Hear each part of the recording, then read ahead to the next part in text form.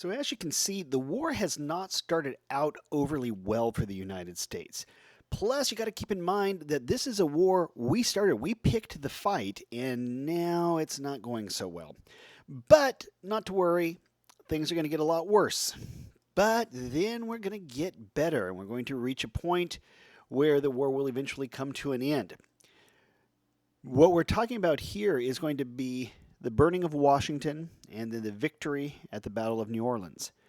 Now, usually, whenever a nation's capital is captured by the other side, that oftentimes would lead to the end of the war at this time frame. Not so much here. Okay. Now, it's August 1814. British troops land in the Chesapeake Bay area. So think about around the area of, say, Baltimore, Virginia, the Tidewater, things like that. In this area at that moment, you have about 6,000 American troops. Okay, now their duty is to guard the area. They're there to make sure, just in case there is an invasion, that it is met with some form of resistance. And these 6,000 Americans panic. They run. This is going to happen at a place called Bladensburg. The retreat is going to come to be known as the Bladensburg Races. The derogatory concept of that is that all the troops were seeing who could run fastest to get away from the British. So the British land and are, for all intents and purposes, met uncontested. And if you want to add further insult to injury, the Americans outnumbered the British. It was about 4,000 British troops to about 6,000 Americans. Now, in the defense of the American commander at the time, these were militia. These were not regular army. And so as a result, different training or less training, however you want to phrase it, did lead to this, retreat. So they scramble. They try to get away as fast as they can. And it leaves the road open for the British to march right into Washington, D.C. They are able to go through. They are able to capture the capital to the point that President Madison and his wife Dolly were actually in the midst of getting ready to eat dinner, and the White House had to be evacuated. This was the first time the White House ever was evacuated, and it would not happen again until the terrorist attacks on 9/11. So the British arrived. Their original goal was to try and ransom the White House, but they could find no official government member to actually, parley with. And so as a result, they set the White House on fire. They set fire to a number of buildings in Washington, D.C. The flames were able to be seen from upwards of 50 miles away. When they went through in the Truman administration and were trying to paint the White House, the paint wouldn't stick because there were so many layers of paint.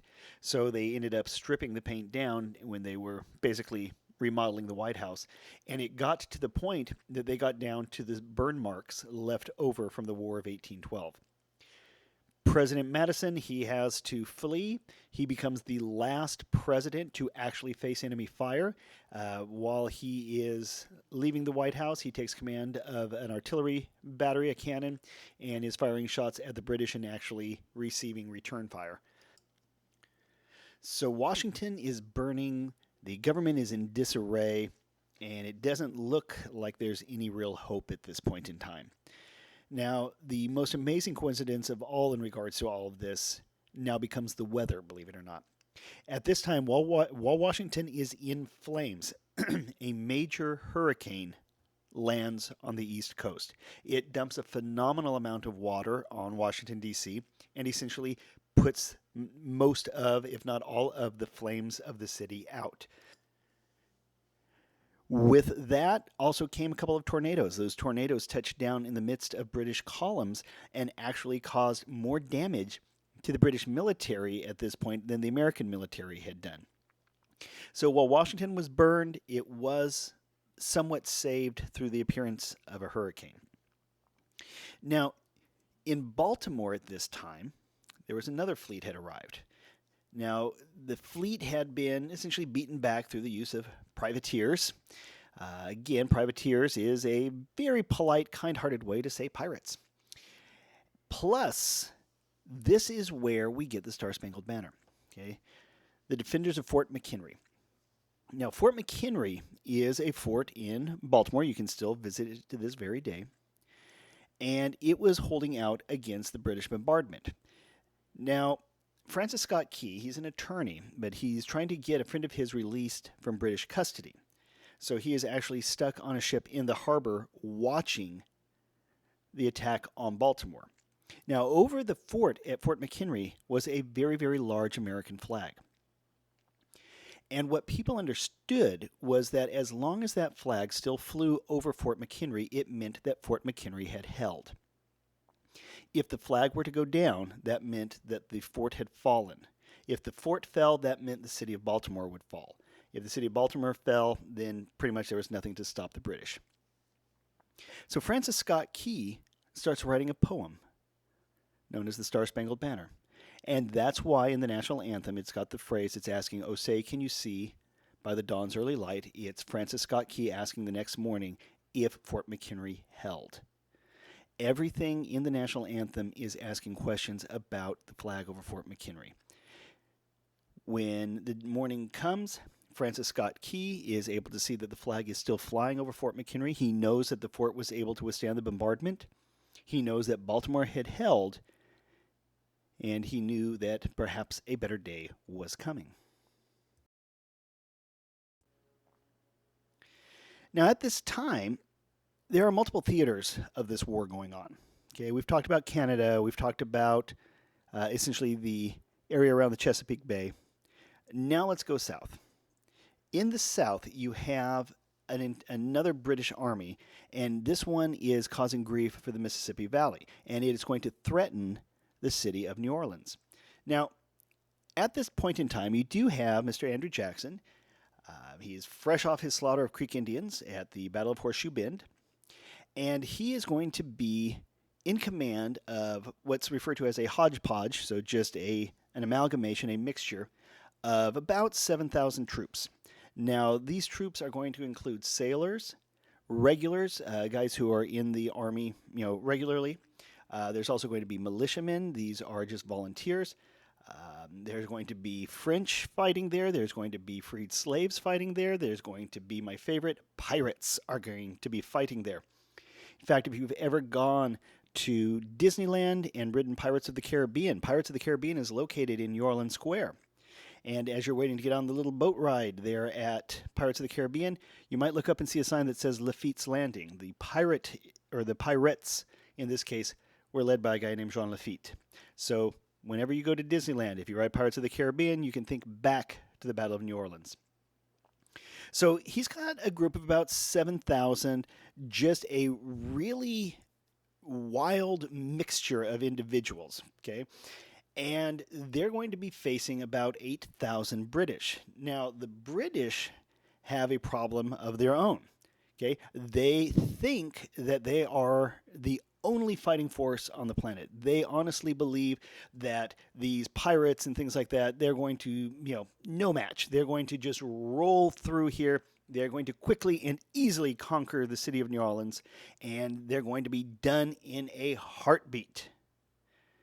It doesn't work out that way. Jackson's force is able to withstand the British, and they're going to win at the Battle of New Orleans. Now, this battle, it was a lot like Bunker Hill. The British attacked in just a frontal attack, and that is what allowed the defenders to withhold the attack by the British. So in this case, the news of the victory at New Orleans, finally we have a major piece of good news for the Americans. The news of the British defeat reaches Washington, D.C., early in February of 1815. 2 weeks after that, we find out there's a peace treaty with Britain. Turns out that the peace treaty was actually concluded. We'd actually done all the work. We had, crossed the T's and dotted the I's, as the saying goes, and we had completed all of that with the British way before the Battle of New Orleans. But communications being what they were, you had to actually have the message sent from, Europe across the sea. Both sides did not find out until after the battle. So while, yes, we did finally have a major victory in the war, it technically occurred after the war was over. Technically. But that's not how it was perceived. Okay, there's a big difference between reality and perception, and sometimes perception is a lot stronger than reality. What you think a thing means oftentimes can be a lot more set in your brain than what reality is. So you had a bunch of citizens who didn't know all of the particulars of the battle. They didn't know when the treaty had been signed. They didn't know all the background information. And so a majority of the American people made the assumption that the British, having been beaten by Jackson in New Orleans, decided they wanted peace. The impression among the American people was that we had beaten the British, that we had hurt them sufficiently that they were willing to come to the bargaining table with us, that they had been beaten yet again by the Americans, and they wanted to negotiate so that we wouldn't keep going after them. We were just so awesome. We were just so incredible. We could do anything. Of course, reality is a little bit different. Okay. The interesting aspect about the war was during the war, the American Navy, which was not much, had done much better than the Army. Okay. One of the reasons for this, the sailors were still ticked over the concept of impressment by Britain of U.S. sailors. This is where the USS Constitution gets its nickname, Old Ironsides, because during the fighting between Ironsides and the British ship, the Guerriere, there were literally cannonballs bouncing off of the Ironsides hull. They had so much wood built into it. I told you before, the Constitution is still an active duty Navy ship, and you can go to Boston and actually tour it. So the Navy had done quite a bit better than the Army had done fighting against Britain. But there was going to be a problem with that. Britain responded with a blockade. Okay, raiding ships, ruining the American economic life on things like fishing. Okay, you have to take into account how important fishing was then and now. But then you had a lot of ships going out, getting a lot of food from the ocean, and now that was being cut off because the British were attacking these various ships. So we have a blockade. Britain was going around us. We are finally going to be looking at a victory for us. And we are rapidly approaching the point in time where we can really look at what life will be like after the war. Okay, Britain, keep in mind, had been fighting against Napoleon for quite a while. They finally seemed to have that under control, and now they were going to finish up, and we would be able to get a halfway decent negotiation between the British and ourselves to finish all the problems we were having in this particular war.